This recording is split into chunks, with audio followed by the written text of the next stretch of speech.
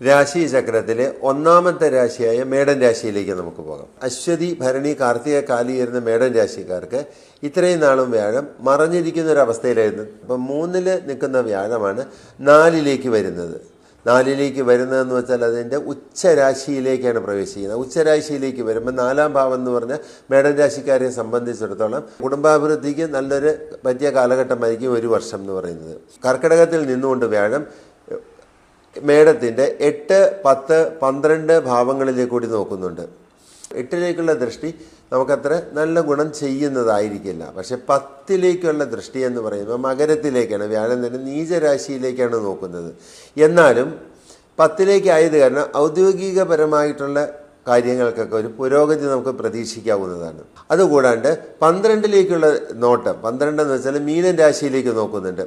ഈ മീനൻ രാശിയിലേക്കുള്ള വ്യാഴത്തിൻ്റെ ദൃഷ്ടി എന്ന് പറയുമ്പോൾ 12-ലെ ശനിയാണ്. ആ 12-ലെ ശനി 7-ര ശനി കാലഘട്ടത്തിൽ കൂടി മേടൻ രാശിക്കാർ കടന്നു പോകുക.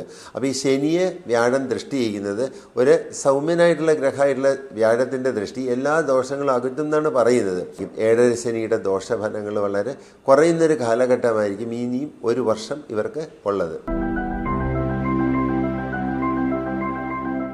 കാർത്തിക മുക്കാല്, രോഹിണി, മകയിരത്തര ചേരുന്ന ഇടവൻ രാശി എന്ന് വെച്ചാൽ രാശിചക്രത്തിലെ 2-ാമത്തെ രാശിയായ ഇടവൻ രാശിയെക്കുറിച്ച് പറയുകയാണെങ്കിൽ അവർക്ക് ഇത്രയും നാളും 2-ാം ഭാവം ധനസ്ഥാനത്ത് നിന്നിരുന്ന വ്യാഴമാണ് ഇപ്പം 3-ൽ പോയി മറയുന്നത്. അപ്പം സാമ്പത്തികമായിട്ട് ഇവർക്ക് വളരെ ഒരു മാന്യത അനുഭവപ്പെടാൻ തുടങ്ങും. അപ്പം ഇതുപോലെ തന്നെ 2-ൽ നിന്ന് 3-ലേക്ക് വരുന്ന വ്യാഴത്തിൻ്റെ മാറ്റം ഇടവൻ രാശിക്കാരെ സംബന്ധിച്ച് വളരെ ഒരു ദൂഷ്യമാണ്. പിന്നെ അത് കഴിഞ്ഞിട്ട് ഈ വ്യാഴത്തിന് തന്നെ ഇടവത്തിൻ്റെ 7, 9, 11 എന്നീ ഭാവങ്ങളിലേക്ക് വിശേഷ ദൃഷ്ടിയുണ്ട്. അതിൽ 7-ലേക്കുള്ള ദൃഷ്ടി എന്ന് പറയുമ്പോൾ ജീവിത പങ്കാളിയായിട്ടുള്ളതായിട്ടുള്ള പ്രശ്നങ്ങൾക്കൊക്കെ ഒരു പരിഹാരമായിക്കൊള്ളും. അത് പിന്നെ 9-ാം ഭാവമായ മകരത്തിലേക്കുള്ള 9 ഭാഗ്യസ്ഥാനമാണ്. ഭാഗ്യസ്ഥാനമായ മകരത്തിലേക്കുള്ള ഈ വ്യാഴത്തിൻ്റെ ദൃഷ്ടി വളരെ നല്ലതാണ്. വ്യാഴത്തിൻ്റെ നീചക്ഷേത്രമാണ് മകരം. എന്നാലും അങ്ങോട്ടുള്ള 9-ാം ഭാവത്തിലേക്കുള്ള ദൃഷ്ടി വ്യാഴത്തിന് വളരെ ഗുണം ചെയ്യുന്നതായിരിക്കും.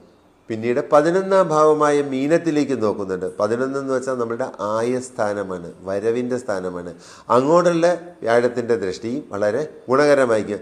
9-ാം ഭാവത്തിൻ്റെ അധിപനായിട്ടുള്ള ശനിയാണ് മീനത്തിൽ 11-ാം ഭാവത്തിൽ നിൽക്കുന്നത്. അപ്പോൾ 11-ലേക്ക് ഈ വ്യാഴത്തിൻ്റെ ദൃഷ്ടി കിട്ടുമ്പം ശനിയുടെ ദൂഷ്യഫലങ്ങൾ കുറയാനും വരുമാനത്തിൽ ഒരു ഗണ്യമായ വർധനവ് പ്രതീക്ഷിക്കാവുന്നതാണ്.